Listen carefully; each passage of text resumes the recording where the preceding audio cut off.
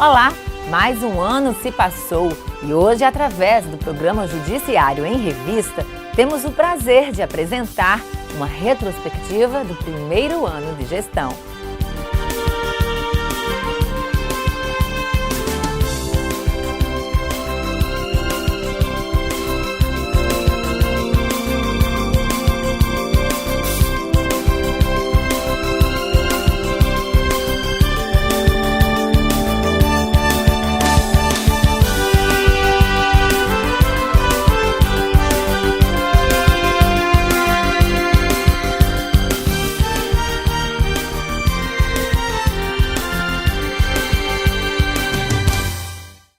No início deste ano, o desembargador Marcos Cavalcante de Albuquerque, primeiro presidente eleito de forma direta pela Corte de Justiça, passou a dirigir o Poder Judiciário Estadual ao lado da atual mesa diretora. Sucesso ao novo presidente, que continue trabalhando e trabalhando sempre para privilegiar e beneficiar o primeiro grau de jurisdição, que é onde a justiça está mais perto do cidadão.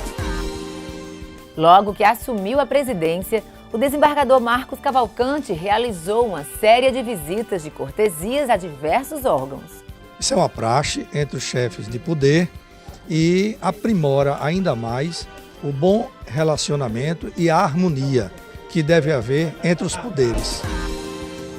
Em virtude de viagem pré-agendada do chefe do Poder Executivo, Ricardo Coutinho, e também da vice-governadora, o desembargador Marcos Cavalcante assumiu o governo do estado durante 5 dias consecutivos.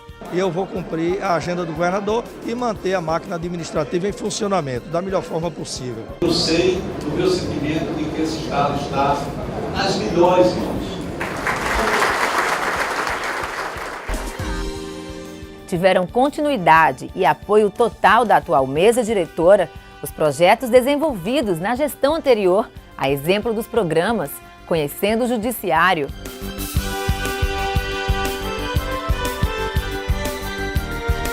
Justiça em seu bairro, Mulher merece respeito,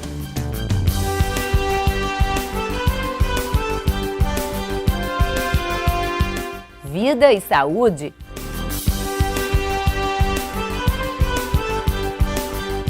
Justiça em Números,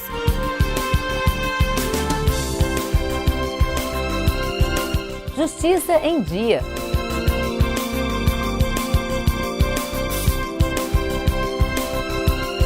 Priorização do primeiro grau,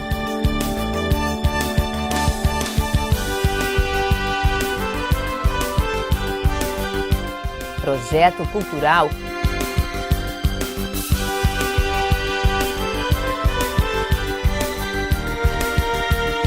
e a ampliação da rede de dados do tribunal seguiu com a expansão do PJE.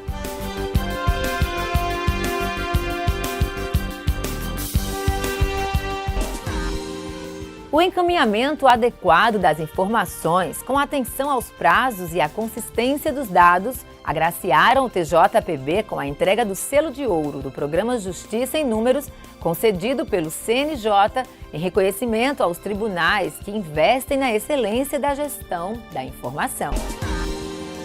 Buscando mais agilidade na resolução de conflitos e com o intuito de diminuir o estoque de processos acumulados, o Poder Judiciário Estadual realizou diversos mutirões ao longo do ano. Eu recebi um convite para chegar até aqui no Coqueiral para botar em dia minhas contas que estavam atrasadas e eu achei que deveria vir.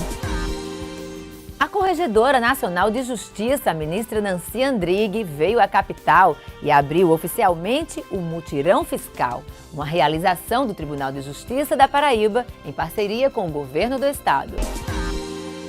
Acompanhada do presidente do Tribunal de Justiça da Paraíba, a ministra Nancy Andrighi, Corregedora Nacional de Justiça, visitou na tarde do dia 2 de outubro o Mutirão Fiscal, realizado na capital paraibana, no Espaço Cultural José Lins do Rego. Dos 100 milhões de processos que existem no país em andamento hoje, 51% são ações de execução fiscal. Então, esta mudança de postura que a Corregedoria Nacional está propondo é para que continue num modelo novo de administração, porque é absolutamente impossível, com os métodos antigos, colocar em andamento varas de execução fiscal com mais de 300 mil processos. A ministra destacou ainda algumas particularidades deste novo modelo de administração em cidades como Rio de Janeiro e Brasília. Brasília, foram feitos em 9 dias de mutirão, foram para os cofres públicos, diretamente para os cofres públicos, 2 bilhões de reais. Município do Rio de Janeiro, só débitos de caráter municipal, 6 dias, 2 bilhões de reais. O esforço concentrado, fruto de uma parceria com o CNJ, Tribunal de Justiça da Paraíba e Governo do Estado, contou com a participação efetiva de procuradores do Estado, conciliadores e magistrados, que auxiliaram o contribuinte na negociação de débitos tributários vencidos até dezembro do ano passado, com várias vantagens. Selecionamos em torno de 304 empresas que possuem os maiores débitos com o fisco estadual, para que elas possam ter um ambiente diferenciado para efeito de fazer essas tentativas de acordo. A segunda etapa consiste justamente nas audiências, que é a fase em que, exaurida a fase do acordo, tendo em vista que foi tentado fechar o acordo e a empresa não se obteve êxito, então se passa para a fase do que a gente chama de fase de constrição patrimonial. É aquela fase que o juiz vai analisar os requerimentos da Procuradoria-Geral do Estado para decidir se defere os pedidos de penhora online, os pedidos de bloqueio junto aos cartórios de imóveis, junto aos órgãos de trânsito. Vários representantes de pessoas jurídicas, como hipermercados, perfumarias, indústrias, operadoras de telefonia, entre outros, passaram pelas salas de audiência do mutirão e formalizaram a conciliação dos seus débitos. Nós temos uma média de mais de 15 mil ações de execuções fiscais aqui na capital. E dentre essas ações foram selecionadas 302 empresas tidas como de maiores devedores. E o Estado emitiu uma norma bonificando essas empresas que desejem quitar seus débitos ou mesmo parcelar. O chefe do Judiciário Estadual, desembargador Marcos Cavalcante, que já esteve à frente de uma vara da Fazenda Pública por 16 anos, se referiu ao evento como Mutirão da Cidadania e falou sobre o sucesso desta nova ferramenta de conciliação. O mutirão antigo era o mutirão em que se fazia remoções, sequestros, arrestos, penhoras, remoção de bens dos devedores para o depósito público. Hoje não. Hoje é um mutirão que eu poderia chamar, de acordo com as palavras da ministra Nancy Andrighi, de mutirão da cidadania. Aqui tem benefícios para o devedor da Fazenda Pública, tem descontos, tem discussão e não tem nenhum ato de força. Ele vem aqui espontaneamente, discute o seu débito e paga. E por outro lado, educa. É o mutirão da cidadania, onde o cidadão cumpre o seu dever de pagar os impostos. E os governos, no âmbito estadual e municipal, onde estamos fazendo também um mutirão, ele se responsabiliza em aplicar esses recursos.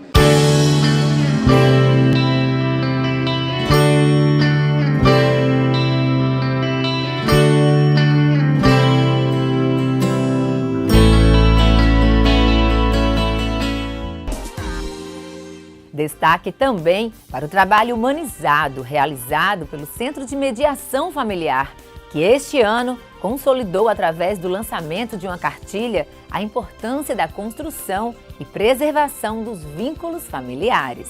As conciliadoras aqui do Centro de Mediação Familiar, elas nos relatam fatos de pais que não conversavam. Na verdade, sentaram na mesa de conciliação aqui, um de costa para o outro. E após a conversa, a mediação das nossas servidoras, eles foram virando as cadeiras e passaram a conversar.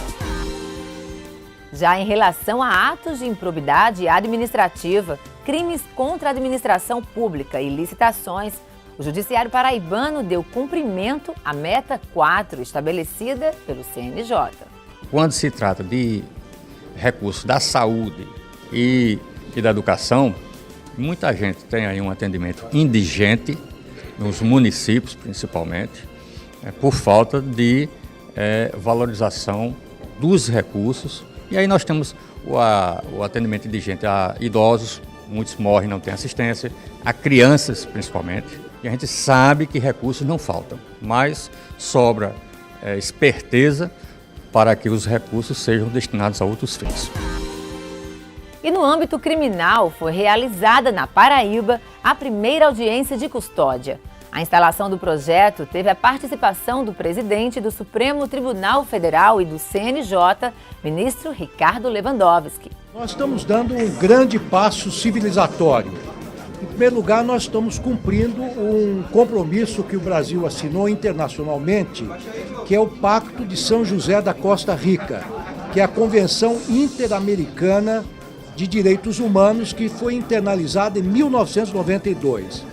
Esse pacto exige que qualquer cidadão preso seja apresentado o mais rapidamente possível a uma autoridade, de preferência judicial. Isso diz respeito aos direitos humanos, ou seja, evita que os presos fiquem na cadeia por mais tempo do que deveriam ficar.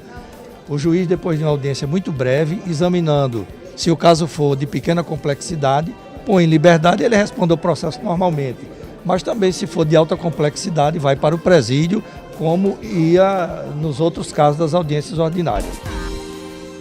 Através da implantação do protocolo integrado, o tribunal em 2015 deu um grande passo no sentido de dar celeridade ao trâmite de processos na Justiça Estadual. Esse novo espaço, ele modifica o layout do atendimento anterior e passa a dar mais conforto, mais comodidade ao advogado. Como pode ser visto, o advogado hoje dispõe de um guichê onde, de forma privada, ele pode depositar o documento sentado sem estar com os inconvenientes de fila e outras situações que decorrem da necessidade de espera. Pela primeira vez, a Paraíba sediou os Jogos Nacionais da Magistratura. A 7ª edição do evento teve apoio do TJPB.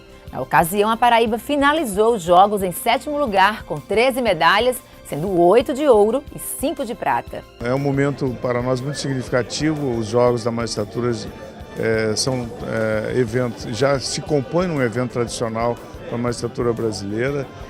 É um momento em que os juízes se reúnem para dar uma relaxada na sua atividade, que é extremamente estressante. O projeto Capacitação Legal tornou possível a discussão sobre as inovações do novo CPC, através de um periódico ciclo de palestras. A grande alteração é que, a partir da vigência desse novo código, os precedentes adquirem maior força. Os precedentes passam a ser a fonte formal, por excelência, do direito. Embora o precedente seja firmado com base na lei, às vezes esse precedente se desgarra da lei. O fato é que o precedente será aplicado independentemente do que dispuser a lei. Ao longo do ano, com a finalidade de habilitar os interessados à adoção, o TJPB, juntamente com a Coordenadoria da Infância e Juventude, promoveram diversos cursos de capacitação. E a atual gestão inovou ainda no campo do trabalho voluntário, ao lançar oficialmente o programa Voluntários da Justiça no âmbito do Judiciário Estadual. Acreditando também no importante papel do estagiário, o presidente recepcionou os 92 novos estagiários classificados no processo seletivo 2015. A minha expectativa é muito grande, principalmente por ser o meu primeiro estágio. Eu espero que seja fundamental para a minha carreira e eu estou agradecendo muito a oportunidade do Tribunal de Justiça do Estado. Outra importante iniciativa, visando aproximar a Corte de Justiça das comarcas mais longínquas do Estado, foi a criação do programa Tribunal Sem Distância, lançado no município de Bananeiras e que envolveu cerca de 18 municípios. Em seguida, foi a vez da comarca de Monteiro receber também o Tribunal Sem Distância.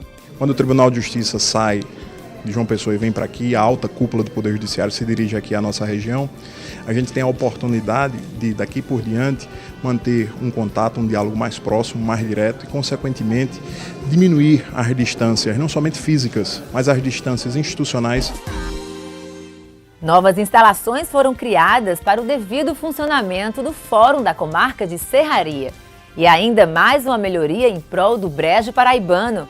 O presidente do Judiciário assinou recentemente ordem de serviço para a reforma do Fórum da Comarca de Areia.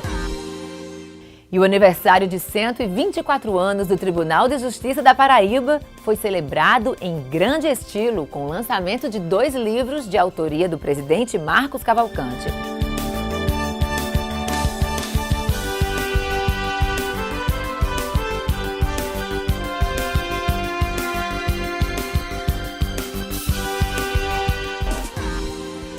E para fechar o primeiro ano da gestão com chave de ouro, foram celebradas as festividades alusivas ao Sesc Centenário de Epitácio Pessoa, que marcou o Ano Judiciário 2015. As comemorações foram divididas em 4 etapas. Para cada uma delas, foi produzido pelo Núcleo de TV da GECOM um documentário. A 4ª etapa e última de comemorações pelos 150 anos de nascimento de Epitácio Pessoa trouxe ao Judiciário Paraibano, na manhã do dia 6 de novembro, a presença do ministro do STJ, Herman Benjamin. O ministro, a convite da presidência do tribunal, foi o responsável pela conferência intitulada Epitácio Pessoa, o jurista e ministro do Superior Tribunal Federal. A solenidade foi aberta oficialmente pelo presidente do Judiciário Estadual, desembargador Marcos Cavalcante de Albuquerque. Evoco mais uma vez o pensamento dos gregos, aspas, maior que a beleza das estrelas da manhã, maior que a beleza das estrelas da tarde, só a beleza que ostentas, ó justiça. Muito obrigado. Logo em seguida, o ministro participou do lançamento do selo comemorativo e, na qualidade de membro da Comissão de Cultura e Memória do TJPB, a desembargadora Maria das Graças Moraes Guedes fez a apresentação do ministro Herman. Apresentar o ministro chega a ser esquecido, desnecessário, tendo em vista que, paraibano como eu, como Vossa Excelência, caríssimo presidente, jamais esqueceu suas origens e em todos os momentos importantes da nossa história social, política e jurídica encontra-se presente. Dando início ao seu pronunciamento, o ministro destacou a educação como responsável principal pela ascensão profissional do ex-presidente Epitácio. Epitácio Pessoa ficou órfão de pai e mãe aos 8 anos. E foi pela educação que ele conseguiu alcançar todos esses objetivos, galgar todos esses postos importantes. Daí, nunca é demais nós enfatizarmos a importância de, no país, nós investirmos em educação. Ao homenagear Epitácio, lembrou que a humanização do mito é um importante aspecto que não deve ser desconsiderado. Epitácio Pessoa é um mito para a nossa Paraíba, mas eu acredito que os pontos mais importantes do mito não estão sendo ressaltados. Não é o fato dele ter sido presidente da República, não é o fato dele ter sido ministro do Supremo Tribunal Federal, ter sido senador, ter sido constituinte, ter sido embaixador. Tudo isso é muito importante. Mas o mais importante para mim é a história de superação pessoal. Ao final da conferência, o ministro proferiu palestras sobre as alterações do Código de Processo Civil. O Código, ao final das contas, no plano da principiologia e desse novo paradigma de acesso à justiça, uma justiça mais, e eu não tratei de eficácia, de celeridade, que tudo isso será julgado, vamos esperar os próximos anos, mas o Código não deixa de ter os seus avanços. Encerra-se aqui, em grande estilo, as 4 edições de homenagens a Epitácio Pessoa.